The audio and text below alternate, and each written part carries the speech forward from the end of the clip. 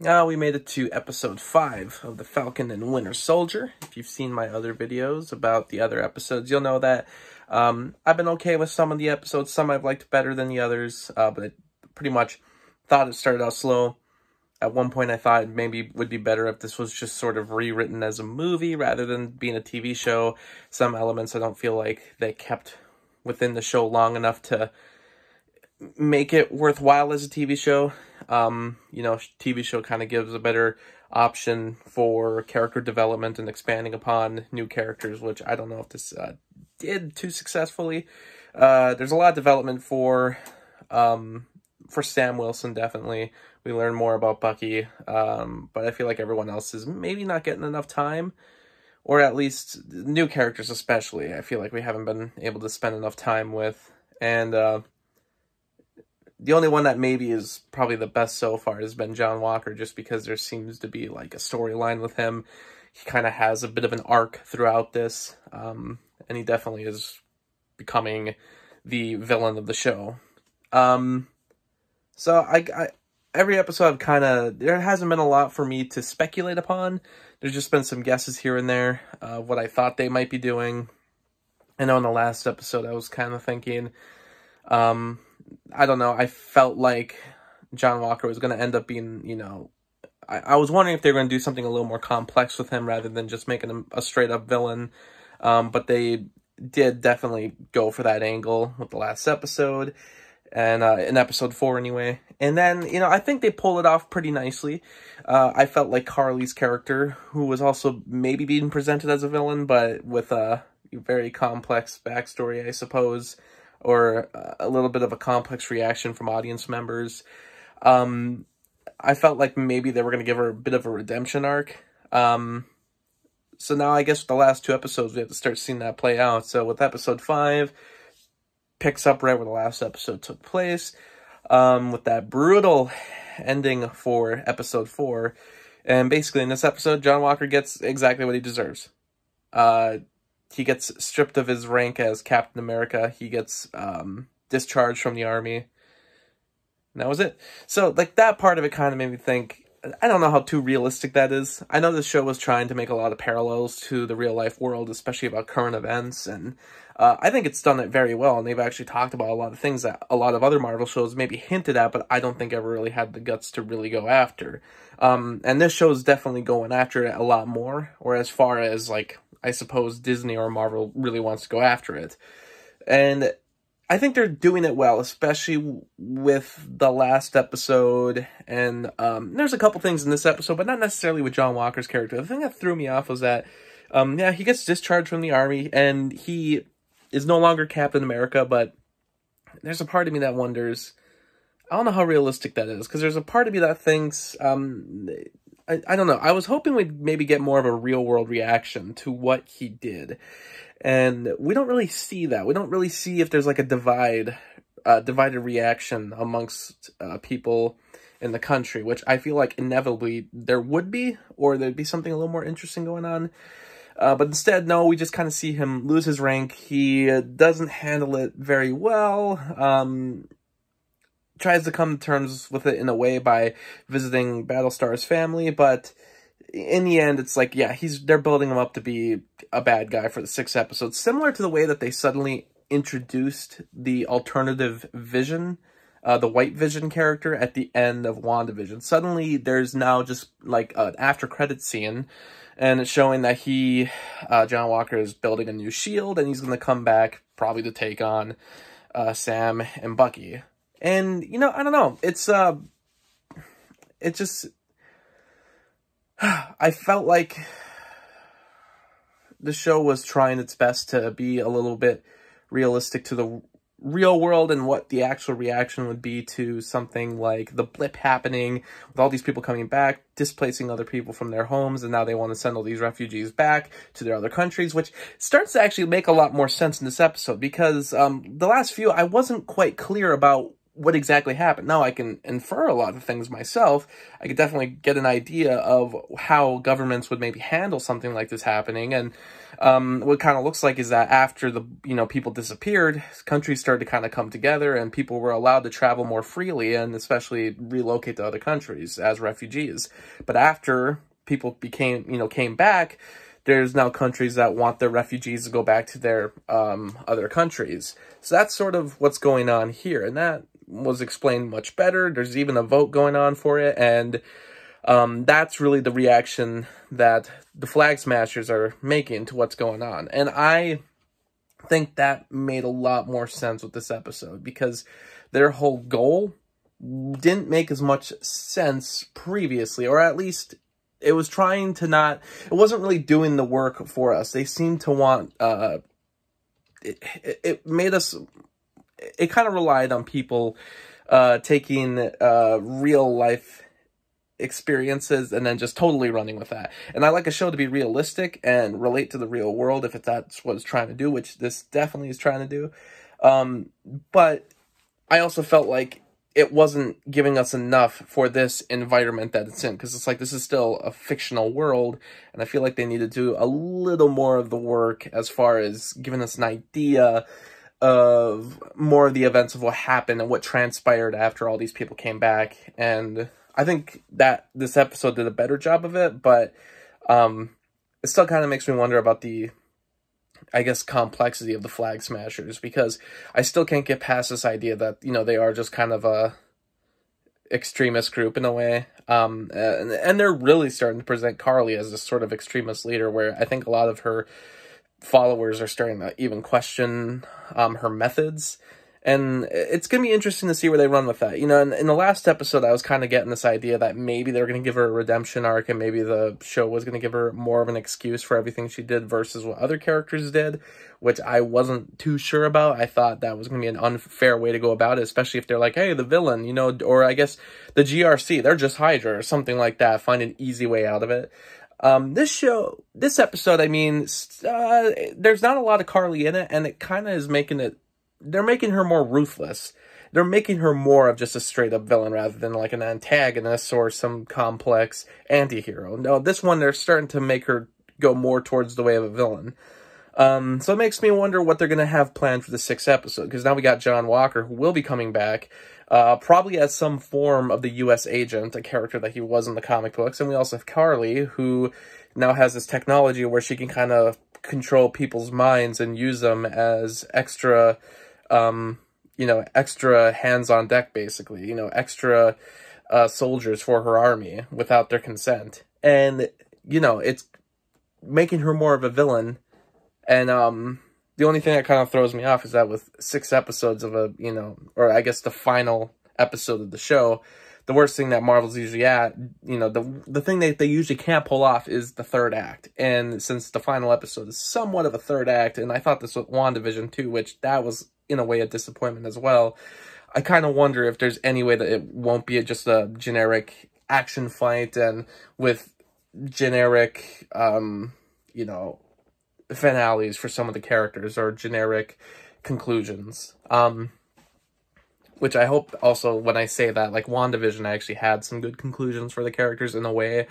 But also that show had a lot more to it that I thought, as far as character development and the story itself, there was a lot more to it than I think that this show has. So I don't know. It makes me worried that it's going to go towards an even more generic finale. But we'll see. I mean, most of the episode actually focuses on Sam and Bucky, and it is a very chill episode. It's probably the most hangout version of the Avengers that we've seen since Age of Ultron, honestly. During the scenes where they just sort of hung out at Hawkeye's farm. That's kind of what this episode felt like. There was a lot of working on that boat, which they brought the boat back. I had mentioned before, I don't know if I mentioned this vlog. I know I did to some of my friends on the Cinema Swamp, though. I said, I thought it was kind of weird that they had made a big thing about this boat in the first episode. And they said, well, I think that was just to set up that, the blip kind of affected people in different ways. And that's just another way that affected people, but it wasn't really meant to be a big thing. I was like, right, but it was just weird that they brought, Falcon's, Sam's sister into it and kind of made her a big deal in the first episode, and then we forgot about her. But she's been mentioned a few times since then. Well, this episode did bring her back, and we see the boat, and there's a lot of, there's a lot of relaxation there, and I like when the Avengers can do that, do a different style kind of movie, rather than just doing the action or espionage or mystery or sci-fi or things like that. I'm glad that every once in a while they can bring it really down to earth and to a personal level, and they started to do that with this episode. Not necessarily everything needed to be plot-driven. It is a little weird in a way because, we had the last 2 episodes where there was a lot of plot-driven stuff. In fact, I thought the 3rd episode was very... I thought it was good, but there was like a lot going on there. Whereas this episode, which is getting towards the end, there's not nearly as much. And at one point, I had to like check again because I thought they were starting to maybe wrap some things up too quickly. Where I was like, is there going to be like a 2nd season of this show? Because this feels like the final episode.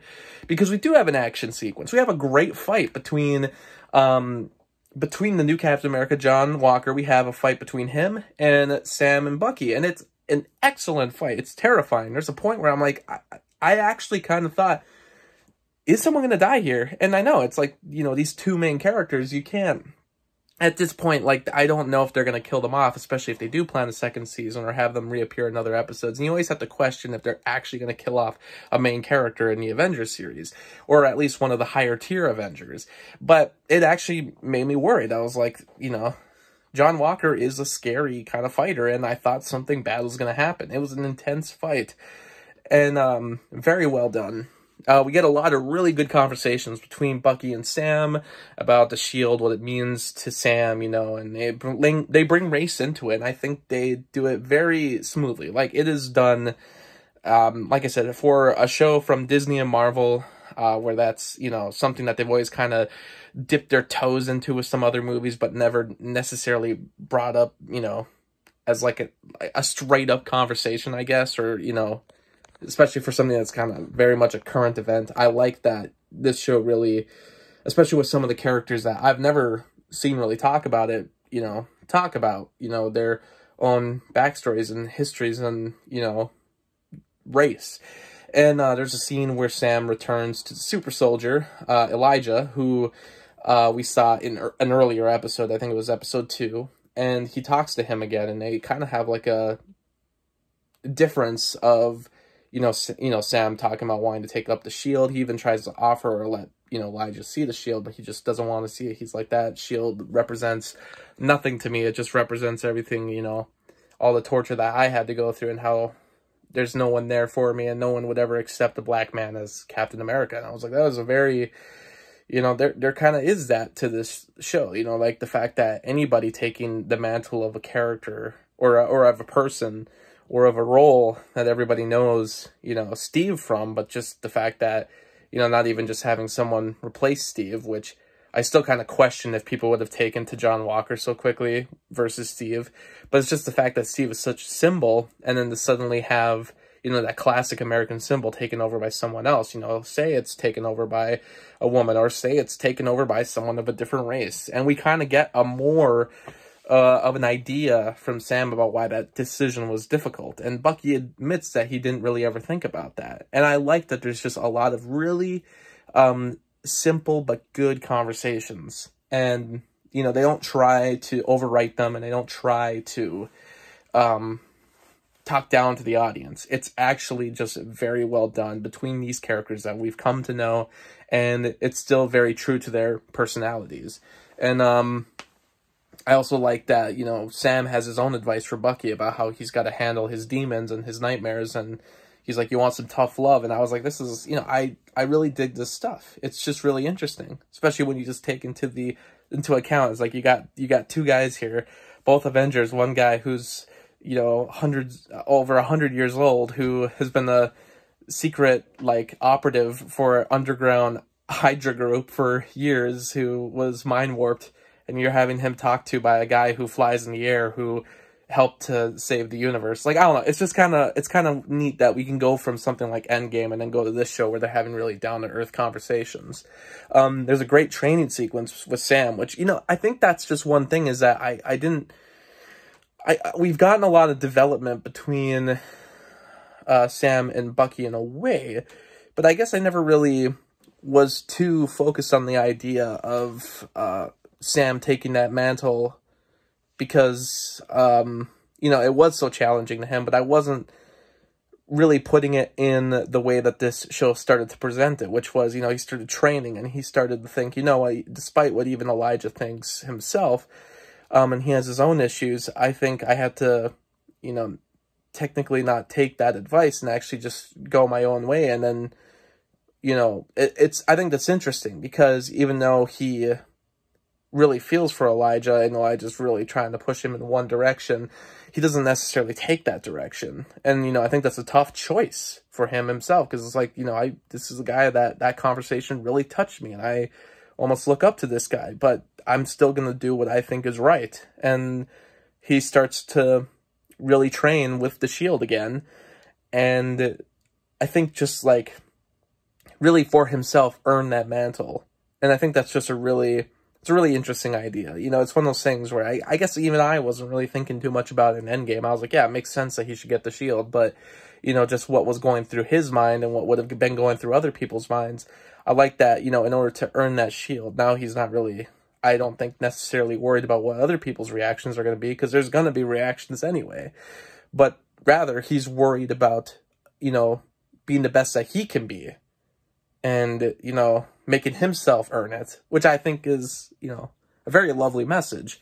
And great training montage, and really building up to what the final episode will be, which, unfortunately, it will probably just be a big smashy, boom, boom fight, you know, not like a lot of, I don't know, I'm expecting just an action-filled finale that, you know, in a way might be disappointing as far as the character development goes, but, you know, they build up this idea that we're going to see Sam in a suit, and I'm wondering if it's going to be, what kind of suit exactly it'll be. Will it be akin to something like Captain America, or will it be his own new design? But it's going to be something different, and I was really hoping we'd get a glimpse of it. We didn't. I think I touched upon most of what happens in this episode, because like I said, a lot of it was chilling, a lot of it was, you know, back to the boat, weirdly enough. It's weird, because I was just bringing that up in the last podcast. I'm like, it's weird that we haven't seen the boat again. I want to learn more about this boat. And then a lot of the focus of this episode was on that, and really down-to-earth episode that I really liked. And I think it ended up being my favorite episode in the show, even though there was a lot more going on in the third episode, to the point where I was like, too much. And even though the fourth episode had a lot of, you know, grit and, you know, brutality to it that I don't think has been present in some of the other Marvel movies, I thought this episode really kind of had a very cathartic feel to it, and I think it kind of really brings all the other episodes together.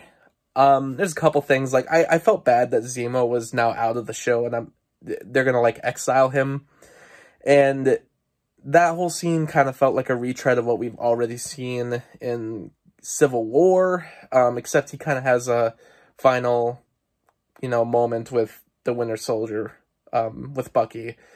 But I felt like that whole scene, I don't know, it just felt very similar to the scene that happened at the end of Civil War with him and Black Panther. And I don't know, I just kind of was hoping that Zemo maybe would have been, you know, stuck around. And maybe he's going to be coming back. You know, when they say they're going to put him in exile, maybe he'll, like, escape, or maybe he'll still be somewhere else. Who knows? But I was kind of a little disappointed about that, because I wanted him to stick around, and I thought he'd maybe be in the last episode, or maybe they would do something more with his character. But I'm guessing he's going to come back at some point. But we'll see. It's weird, too, that, like, they keep kind of bringing Sharon back into it, but with really no clue of what she's got planned or what exactly she'll be doing next. And it's really unfortunate, because the third episode presented her again so well with a kind of a, you know, different version of her personality that we had seen previously, and it made sense where her personality went, and I was kind of digging it. I thought the character was more enjoyable, but now we haven't really seen much more of her, and every time we see her, it seems like, yeah, we're building up to the next episode, what's she going to do then? And it's like, okay, nope, we're building up to something else for the next episode, and I'm like, is she even going to be in the final episode? I mean, what's she going to do? And then there was also, I kind of am forgetting about that, Julia Louis-Dreyfus scene, which, man, what was that character she was playing? I might even look it up even, because that was weird. So she shows up, and she's obviously this character who, you know, she's trying to, like, hire, Contessa Valentina. Okay. So she's playing that character, and she's obviously hiring John Walker, or at least trying to get him to keep in touch with her for some, and this was after he was discharged from the army, so it's like, okay, so now he's got nowhere else to go, and now she's gonna hire him to do something, and okay, she's a character from the comics, which, I mean, this makes sense. It's probably just stuff that I don't really know about, but I'd like to see exactly what her whole point in it is going to be, because, okay, it was revealed that she's supposed to make her first appearance in Black Widow. Okay, so is she going to be in Black Widow?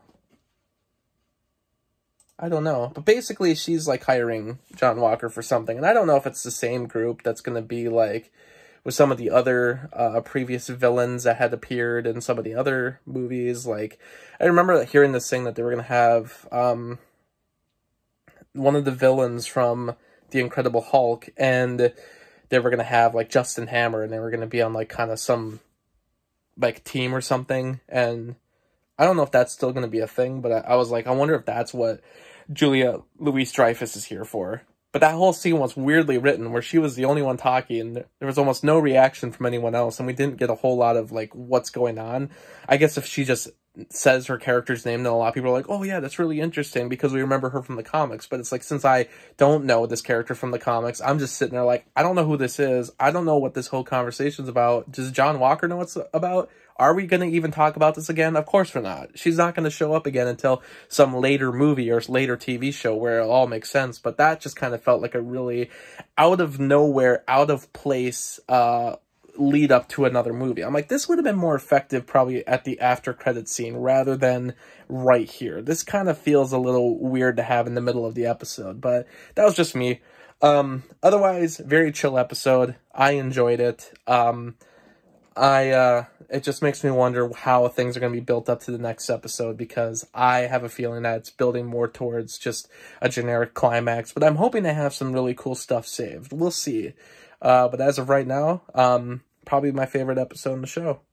I hope it made it seem like that, because I don't know if I was going all over the place, but I was kind of contrasting some of the previous episodes, and I think I really did dig this one the most, just on the character development level, and the fact that it just kind of had a style I liked the most from, compared to the other episodes. And also, I think it had enough of a story, while also not, bloating the episode with too much going on. So, those were my thoughts.